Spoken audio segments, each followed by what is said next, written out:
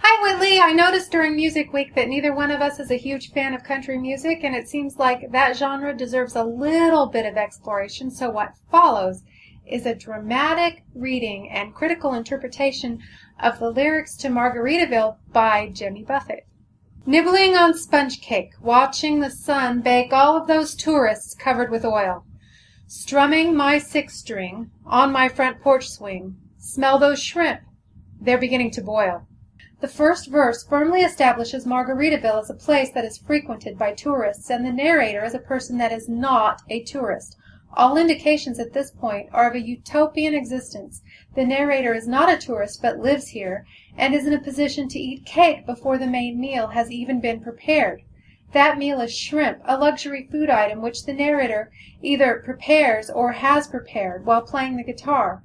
Life is simple and relaxed and free from all stress. Wasting away in Margaritaville, searching for my lost shaker of salt.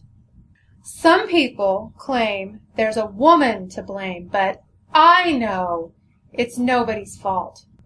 The chorus is the first indication that all is not well in Margaritaville. He is wasting away, which might refer to misspent time, weight loss, or a spiritual and emotional state of being, but certainly has a definite negative connotation.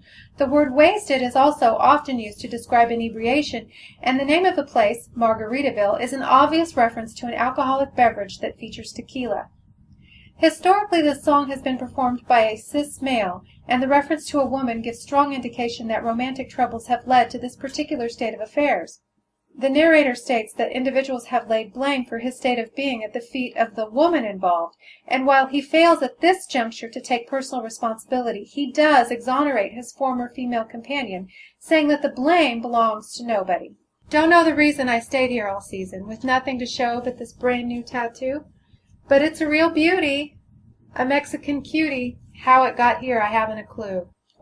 Now we are given to understand that the narrator doesn't really belong here, that staying so long is unusual, and there should be some explanation for it, but that he does not have one.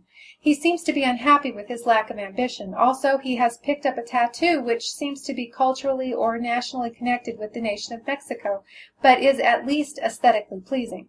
Here also we are given a glimpse of the narrator's lack of knowledge and comprehension of the process by which tattoos are acquired, also of a memory lapse which is in all probability the result of inebriation.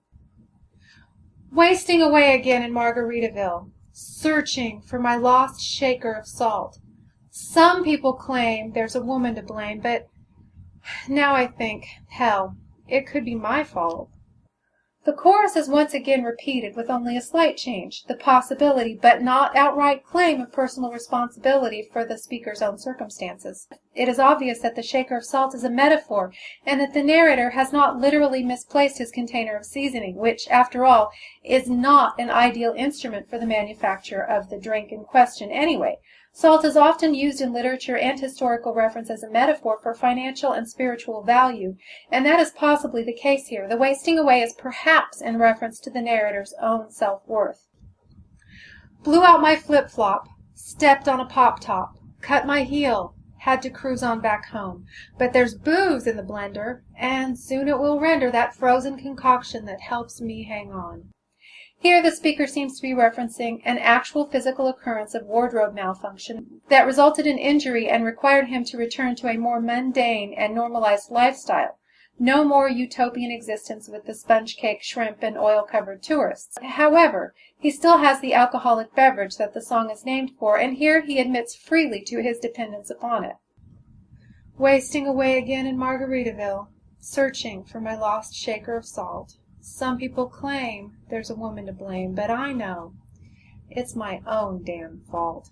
Yes, some people claim there's a woman to blame, but I know it's my own damn fault. And in the final chorus, the narrator still has not found his salt, but he has made a fundamental change to his attitude in admitting that his state of wasting is not only not the woman's fault, but is in fact his own fault. He is not perhaps entirely redeemed, but he has changed irrevocably, and perhaps put himself on a path that will eventually lead to the redemption he seeks, and his metaphorical shaker of salt. My name is Marilyn. This is Two Awesome Women, and I think you're awesome.